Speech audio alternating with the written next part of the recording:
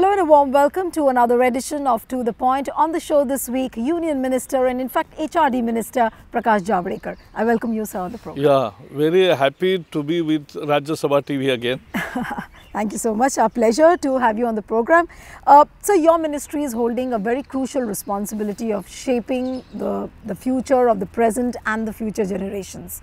How, as a minister now, when you look back at your efforts in the last so many years, how challenging this task has been for you? It is really a nation building exercise. It's most challenging job I have ever done because 26 crore 260 million school children from 1st to 12th and 4 crore 40 million college students, university students.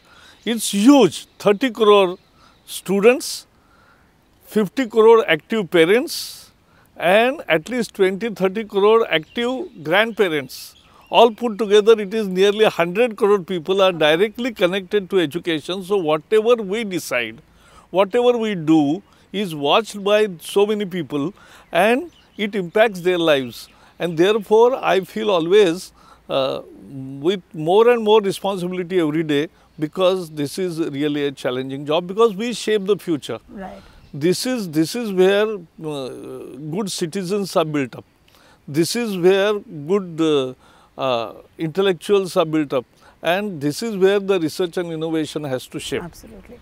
Sir, all these education reforms are possible only because when you have a composite policy and this new education policy which was being talked about, all eyes are on that what are the contours of the new education policy, and first and the foremost question is, by when are we to see this new education policy? See, the good news is that yesterday only Kasturanganji told me that the new education policy is ready and they will hand over me very soon.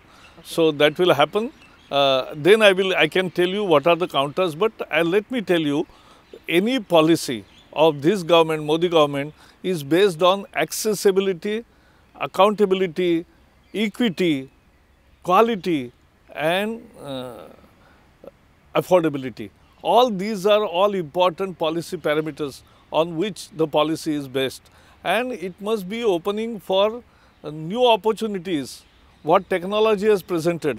And that they have taken note of. They have briefed me somehow, but I'll see the policy, read it, and then I can comment. What we have read so far about this new education policy is that it's based on a 20-year vision. Now, the last time we saw the new policy was framed was in 1996 and before that in 1986. So, this 20-year vision, does it include all the new reforms which have been undertaken by the present government? Yeah, this they will be capitalizing on what we have done, but they will give us guidance of how to do from 2020 to 2040. These 20 years plan they will present, and whatever government accepts, we will take it further. So we also, I was talking to a few people within the circle who said that a lot of focus will be based on traditional knowledge, Indian languages and mathematics per se. Now, when you have to include all these three, how does it actually translate for the students at the school level and also at the higher level? At the school level, as I told you, and at the higher level also, the whole emphasis on outcomes. Because earlier the emphasis was on inputs. Now the emphasis on outcomes, because even Raghuram Rajan and his 12 colleagues, prominent economists, have also written about that education policy and education has to be outcome based. So in each program of school as well as colleges, we are now checking up for outcomes because that is what will deliver. And therefore, we have one ambitious scheme, and that is, after all, why we educate people? To become good citizens of this country, to bring out a good human being out of the system. But at the same time, we also impart skills so that he gets employed. So, employability is a major challenge, and employability we are now focusing on, and nearly we are designing a new scheme with the help of skill ministry, with the help of labor ministry, and we together will be providing apprenticeship to 1 million students nearly. Okay, and this is all going to happen at the school level? No, this will happen at the college level. Okay. After graduation and while they are doing graduation, they can have apprenticeship. So, we will be giving the details in very few days now because final shapes are being given. But this apprenticeship also will open up a new vista for youngsters to have practical experience. And we are also starting, one good news is BA professional, BCOM professional, BSc professional. Today these are the general degrees which are unemployed many times. Right. Why? Because the portion is covered is very less. So, we are adding 1000 hours of coursework in which 250 hours of soft skills, personality development, communication, etc. skills, 250 hours of ICT skills and 500 hours of skill courses. So, while they are getting graduated, they will also gain all these 1000 hours of work, and therefore, they will have better employment opportunities. So, that is what we are focusing now. Okay. So, in terms of quality, of course, lot of additional value is being added. But when it comes to the infrastructure at the school level and also at the college level, are you satisfied with the progress made so far in terms of the number of institutions being created, number of schools coming up in there? See, now from one school, you can see another school because it is just 1 kilometer away. So, we have achieved that expansion. 1.1 million schools, 11 lakh schools, primary schools, government schools, and plus there are private schools also. All put together, it's a huge network of schools, and they are doing better. Only 1.7% are dilapidated or bad condition. Now, we have ordered, when I was answering the question, I could get the knowledge that 1.7% are still dilapidated. We are paying special money for that, and composite grant has also increased. So, major repairs plus these conditions also will be removed. So, there will be good schools, there are good schools. Now, I am asking parents to bring back their children from private schools to government schools because they are best. But so when you say that the parents have to bring back the children from the private schools to the government schools, there is lot of things which are which need to be done as far as the mindset is concerned. Now, for example, a parent in an urban area or a city, if you ask the parent to put the child in the government school, what is that big attracting point? I can tell you, last week I was in Hyderabad and Tirupati, and in Tirupati I went to surprise visit for municipal school there, and that's a government school, and there were 5 classrooms, 6 to 12, and out of 5 classes, 4 classes were having digital lectures on. Okay. So, people are doing very good job there, and they are actually doing wonderful job. At the same time, teachers are more, students are less, so it can better the performance. And in Rajasthan and in Maharashtra and Andhra, they are successful, and Telangana also. Many millions of students from private schools have come to government school. That faith needs to be created. Okay. It's a tough task for states, and I am now focusing on Uttar Pradesh, Bihar, Assam, West Bengal. There you have to create that confidence so that there will be a movement from private schools to government schools. So, sir, is there going to be a monitoring agency which is going to give you data as to how many children have moved from the private to the government schools? We have already mapping that, but in 3-4 states we have got tremendous success in Rajasthan, Maharashtra, Telangana, Andhra. Even in Tamil Nadu, the recruitment in government school is much impressive. Okay. So, in Kerala, practically all schools are government schools. Yeah. They don't allow private schools, they don't encourage private schools. So, it is practically the government schools which is running. So, we are moving towards a trend where more and more people will go towards the government schools. Yeah, because we are, tremendous expenditure we are doing.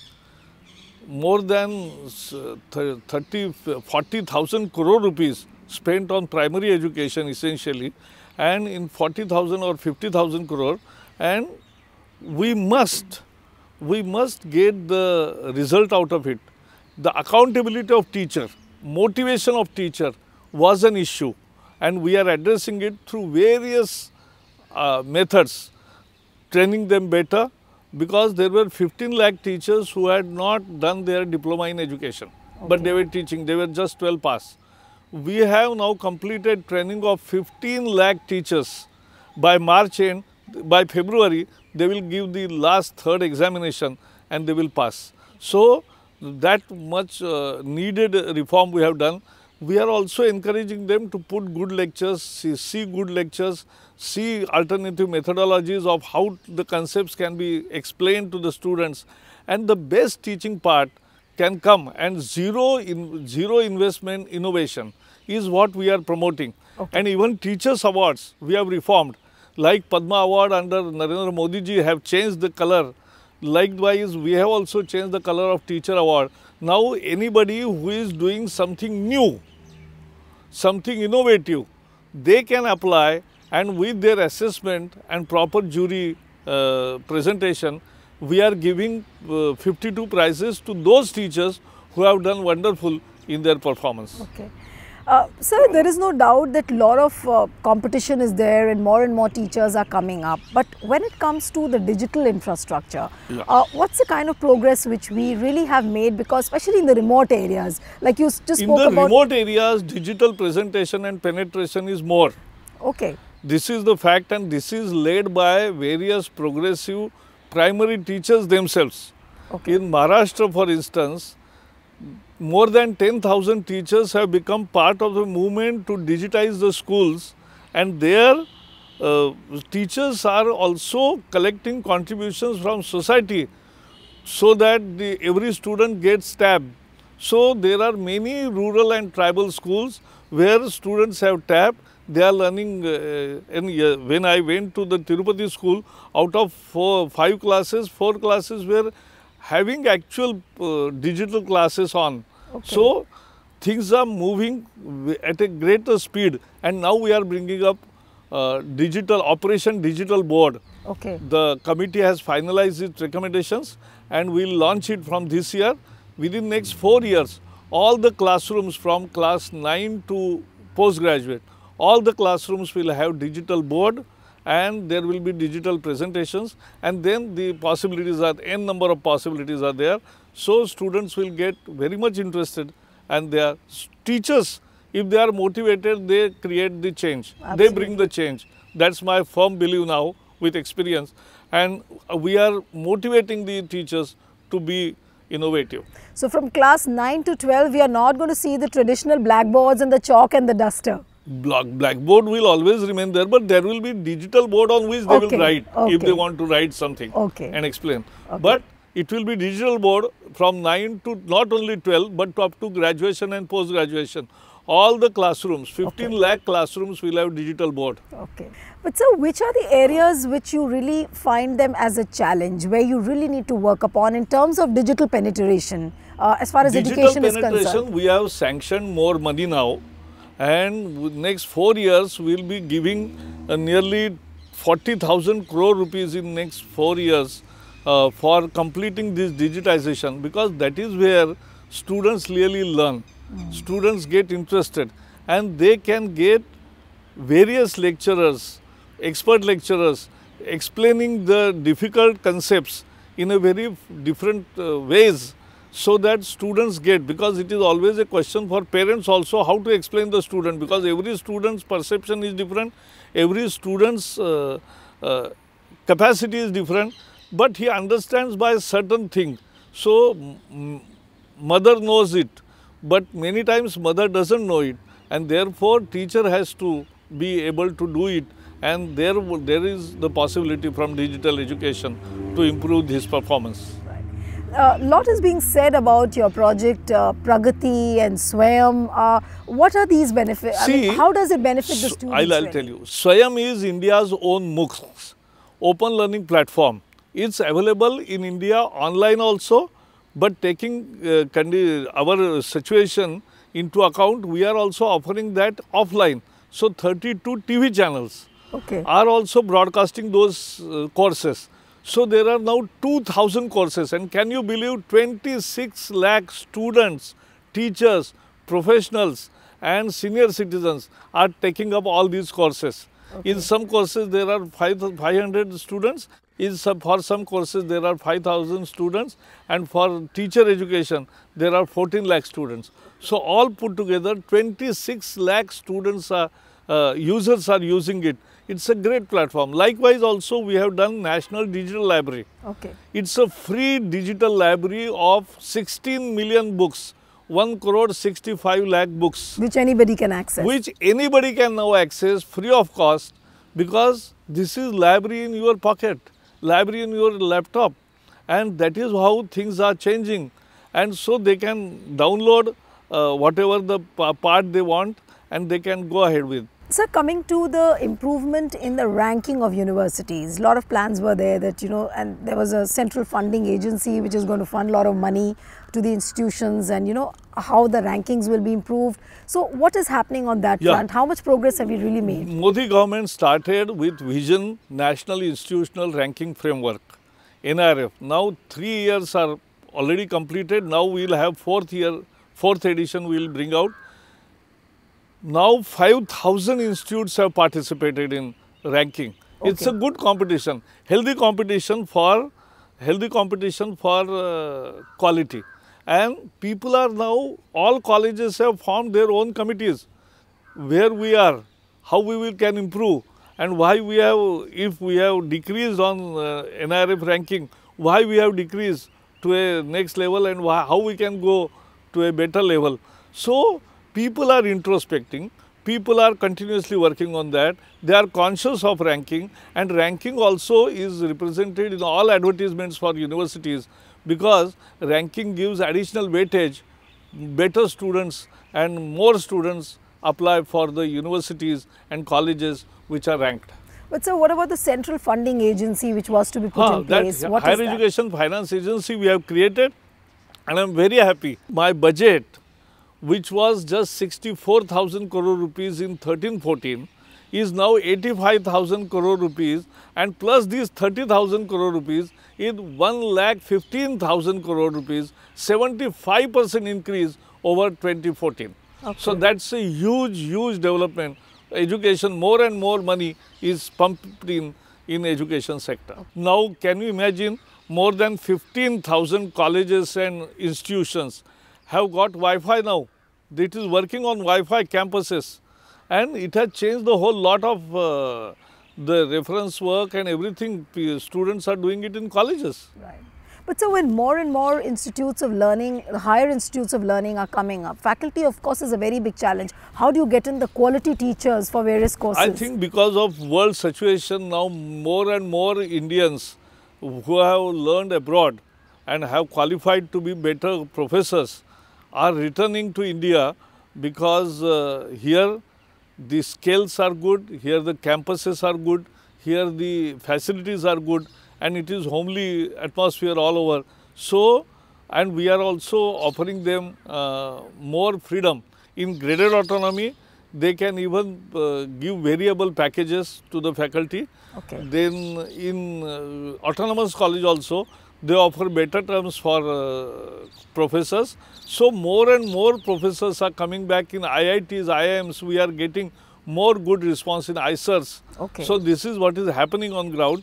For one decision of the High Court, we have stopped the Central University and other universities recruitment for last 7-8 months. But now I am very sure that next week there will be, there is a date for that, and we will have it in our way, and then we will move further to ensure that things move. So the term earlier which used to be used quite often of brain drain, you are getting all the brain back to India. Yes, I am bringing back brain, it's a brain gain for India because of many situations abroad also. Right. Because many countries are putting more and more restrictions to those, their spouse cannot work, right. Their spouse cannot learn, can't get educated. So then they don't go as dumb dolls.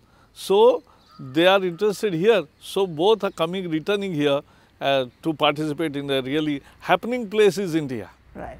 So, any mapping as such to give figures as to how many people are coming back every year, something like that is being done? We can give because we are tracking that, and in good institutes more number is coming, and we can present that figures also very soon. Okay. Sir, also your ministry was planning to set up a higher education regulatory council, where all the other bodies like UGC, AICT and all these bodies were supposed to be subsumed. Now, what is happening on that front? How we have prepared the concept note, and the bill format also is ready. Okay. Finally, it has to be cleared by the cabinet. It has to come before the cabinet, and then the final decision of the government is yet to be taken.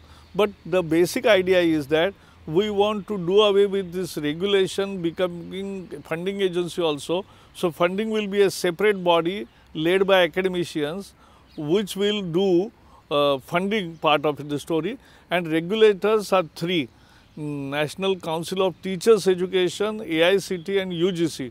All three will be under the big banner of UGC, and all the three will have the same processes, same transparency and same parameters for assessing any institute. Right. So, the college mafias and the mafias who are existing, all will go. So, it's really heartening to see the way the progress is happening in the field of education, making it accessible, affordable, equity is being kept in mind.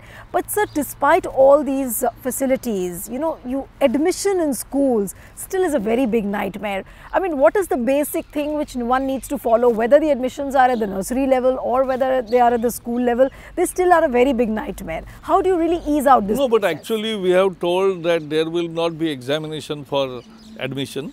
There will not be examination of parents, because many schools were conducting examination of parents also. Interviews of parents. So, that is not there.